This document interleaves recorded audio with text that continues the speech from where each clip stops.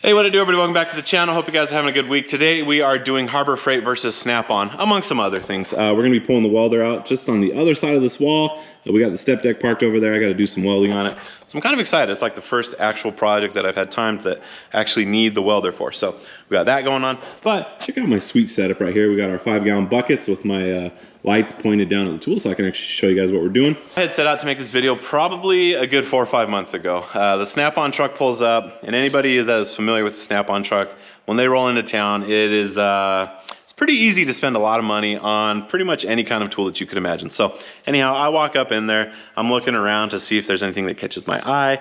And for anybody that's familiar with tools, I don't know what it is, but somehow the 10mm socket always seems to go disappearing. Snap-on kind of caught on to that, and as I was in there, they had a 10mm socket set. That's all it is just a different assortment of 10mm sockets. So I picked it up and I wanted to show it to you guys, and honestly, I just have been like running around like crazy. I forgot about it. It's been sitting on the shelf for I don't know how many months, until I was on Instagram the other day and Harbor Freight ran an ad to where they kind of caught on too, and they built a 10mm essential socket set is what they call it. So as I was in there picking that up, they were doing like a red bucket weekend giveaway where if you spend X amount of dollars, you get a free bucket. I ended up grabbing 2 of these sets for 2 reasons. One, I wanted the red bucket, and the second reason, I'm gonna go ahead and give this set away. So if you guys are at all interested in winning the 10mm essential socket set, drop a comment down below, and then how we'll pick it is I'll just have my kids pick a comment at random, then we'll figure out how to get in contact with you guys, and I will send you a 10mm essential socket set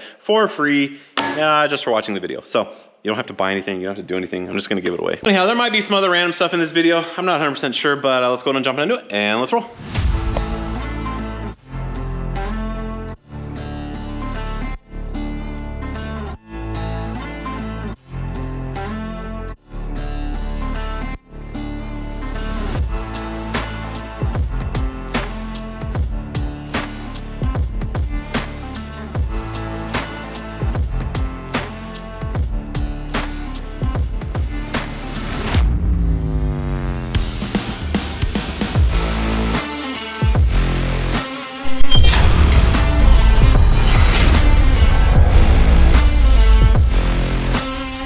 I'm not good at like integrating YouTube with work, so if I don't go out with like the set focus of I'm gonna make YouTube videos, it usually doesn't happen. I pulled out the camera here and there to like try and get some footage, but I'm just so scatterbrained when I'm working that I can't like fully dedicate to doing YouTube. But I was gonna try and set aside some time over the weekend because I had some stuff I wanted to show you guys, so I was like, all right, nice relaxing weekend. Well, as I was on my way home Friday, picked up this gem in the steer tire on the Peterbilt, so had to get that resolved over the weekend, which kind of set me back a little bit. All right, well, I guess it's time to go ahead and take this tire off. I've been delaying it just a little bit. You guys might be able to see it kind of coming off the roof right there. It's been raining for the last little bit, so I've been kind of dragging my feet, but got the big old impact out. We're gonna go ahead and try and zip this tire off real quick.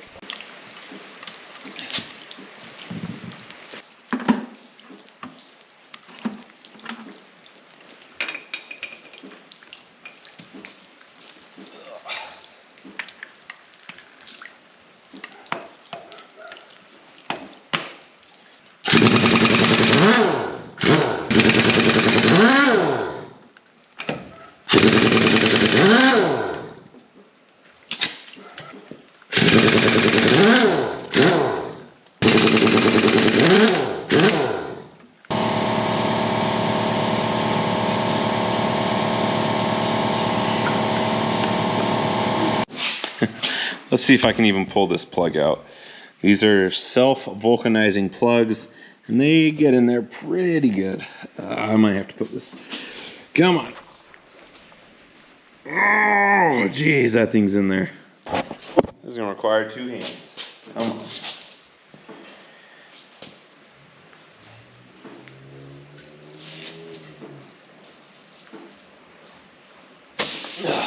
There we go. So all things considered, it could have been way worse. I got kind of lucky on where the bolt actually went through the tire. You guys can see right here is where the hole is. If it had punctured the tire like over here in the shoulder of the tire, it would have rendered this thing useless. Now with the steer tires on these big trucks, you cannot just replace one tire because it like way jacks up the steering. The truck's gonna track differently. So if you replace one steer tire, you really should replace the other steer tire. At least that's what I've been taught. I've never ran steer tires that have had like different amounts of wear, different amounts of tread. It's just something that I've been told you're not supposed to do. So don't quote me on that. That's just kind of what I think it is. But I'm really glad I do not have to replace both tires. For any of you guys that are wondering how much these big 20K steer axle tires cost, you should look up this number right here, 425/65 R22.5. Now I run Bridgestones. So as soon as this thing quits leaking, we'll go ahead and try and get this tire off of the wheel. And while I have it off, this is like the best time to polish a wheel. So I will polish this wheel at some point. And since it's gonna be super shiny, I might take off the other wheel and polish it too. So that way I don't have one shiny wheel and one ugly wheel. But we'll see how it goes. Anyhow, I'm just gonna wait around for a little bit and we'll let the air get out of this tire and then we'll take it off. All right, well, it never fails. Last night as I was putting this together, my battery died, but I did get the heavy haul put back together. You guys can see it's back on the ground. I went ahead and polished the wheel. It is super shiny, looking good.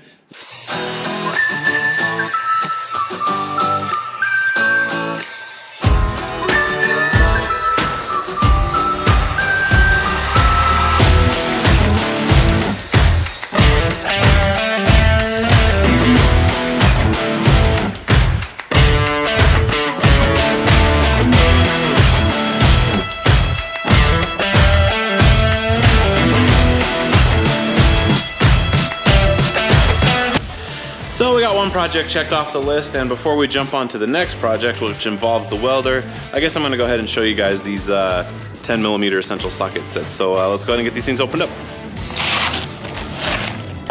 All right, so you guys can see the two different sets right here. Now the snap-on set is really cool because it's magnetized, and these things, they all hold in there pretty good. You can actually pick this up, turn it upside down, and none of the sockets fall out. So if you wanted to, like, for some reason, I don't know, stick it vertical on something like that, you could. The Harbor Freight set does have just the standard like push and place holders. So the Harbor Freight set has 2 1/2-inch drive. I'm assuming these 4 right here are 3/8, and then these 4 down here are 1/4 inch. Before I actually show you guys the tools and we pull them out and take a look at them, I'm gonna go ahead and talk about the price difference because it is pretty substantial. The Harbor Freight one is pretty good bang for buck. Right here you guys can see the 10mm metric essential socket set, 10 piece. This one right here, you guys can see that these are the 1/2-inch drive. Then I believe these are all 3/8, and then starting here, this goes down to 1/4 inch drive, and then these are all 1/4 inch. So you do get 2 swivel 10mm socket sets, which is kind of cool. So as we go down, you guys can see that this kit cost $16.99 compared to, Duralast makes a set at $19.99. So anyhow, that is the Pittsburgh set. So let's head on over to the Snap-on website, and I am prepared to receive any criticism. You guys may think that I'm a little bit on the dumb side for buying this set because it was pretty ridiculous expensive, but there are 2 sockets in specific that in my mind make this kit worth it. Also, why it's so expensive. So these 2 sockets right here, these are impact rated swivels. So it doesn't matter what size you get these in, these type of swivels are always expensive. So if you guys have ever used an impact with a swivel like this one, you know that it's not gonna last, it's gonna break, it's gonna open up, it's gonna fall apart. You guys can see that these have a collar that like wraps around the actual swivel part. So these are way stronger. There's a lot more that goes into this type of swivel than this type of swivel. The rest of these sockets are pretty much run-of-the-mill 10mm sockets. So the kit is so expensive just because of these 2 sockets. So you guys ready to see how much this thing costs? Here we go. We're gonna go ahead and scroll down a little bit. Dun, dun, dun. This kit is $285. So it is way more expensive than the Harbor Freight set. So if you guys are going bang for buck, I definitely would probably go in the direction of the Harbor Freight set as opposed to the Snap-on set. But the Snap-on set does have some other cool features that I'm gonna go ahead and show you guys right now. So let's go ahead and start with the Harbor Freight set. You guys can see that this pin is pressed in right here and this pin is pressed in right here. And while this does work, with time, these will tend to open up and these pins will walk out. So I don't know how Snap-on does it. I don't know what sort of witchcraft they use, but somehow they are able to have the pins inside all of this, and you guys can see that there is no pin mark right here. So the pins cannot walk out of the socket, which means this guy is gonna last way longer. The difference that I could find between the Snap-on and the Harbor Freight swivel is the pin location. So even though Harbor Freight has like a lifetime warranty and you can just drive down to Harbor Freight and get it replaced if it breaks, with the price of gas, might be worth it to buy the Snap-on set, especially if you live out in the boonies like me. All right, I'm gonna go ahead and show you guys the 2 sockets that make this kit so expensive, and that is these 2 beauties right here, the impact rated swivels. So these are pretty simple in design. They have like a little spherical ball down there that is attached to this socket, and I'm not sure how well you guys are gonna be able to see it, but there's basically like a hole or a slot drilled out right there with another bar that goes through it, and that's what keeps it from moving out. So these do have like a limited range of motion. They do not go near as far as like a standard swivel.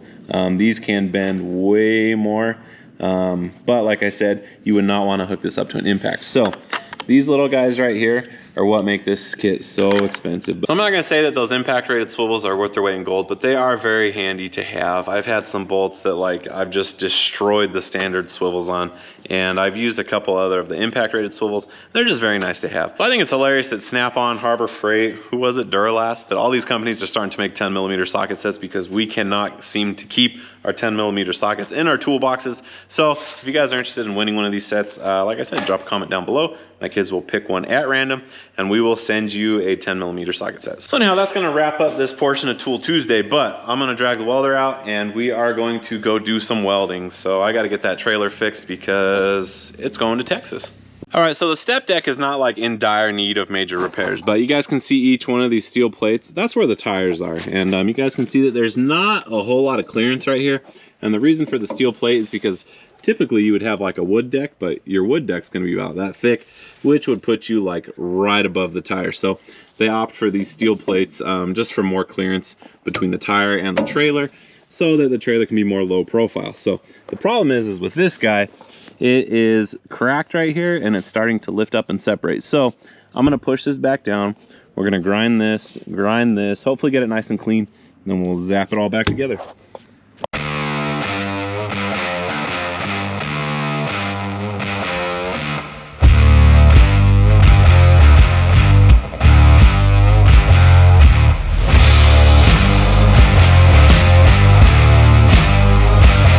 Pretty much almost all of the welding that I've ever done has been MIG welding. I have stick welded, like I know how to do it, but I'm not a pro by any means, so I'm about 95% sure I'll probably do something wrong. And if you guys catch something that I am doing wrong, drop it down in the comments below so that I can be corrected and I can better myself. But you guys can see that I have my weights right here pushing down on this. I just got to put like a little bit of pressure on it and then it pushes down the rest of the way. So I might like sit on this thing or just push on it with my left hand, but I'll probably do about an inch of weld. Then I'll like move these real quick and I'll pound it with a hammer to like seat it down. Then I'll go ahead and weld the rest of it.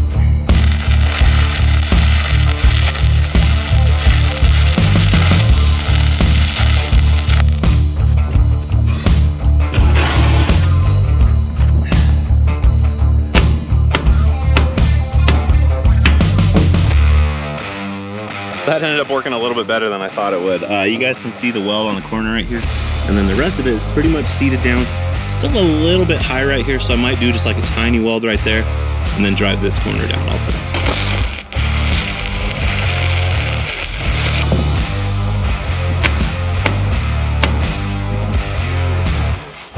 So that works pretty good. I got both corners tacked. I got them pushed down. You guys can see that it's pretty close to touching right there. It's not like 100% perfect, but this seam right here, it's pretty much flat now. This used to like way pucker up. So I'm gonna go ahead and weld this, and I'll get this welded up, and then that'll about wrap it up. We'll have this trailer back on the road. Not that this like put it out of commission, but I don't like seeing stuff like this. So we'll get it fixed and then it'll be out of here.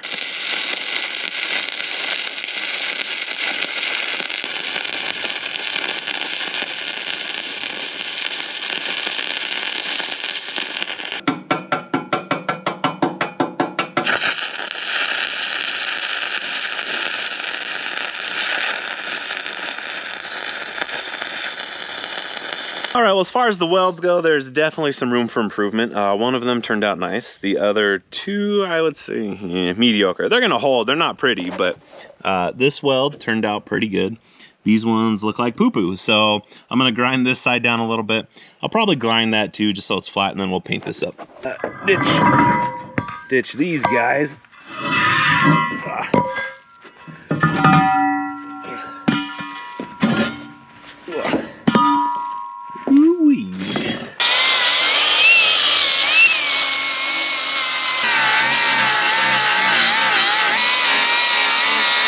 I'm gonna go ahead and put the screws this video. I got a meeting I have to go to this afternoon, but I am super digging my new welder. I obviously have a long ways to go as far as improvement goes, but it does a pretty good job. This plate ended up pretty nice, but if you guys could do me a huge solid, like, subscribe, share this video with amigos, hit that notification button down below so you guys can get to see all the other projects that we got going on.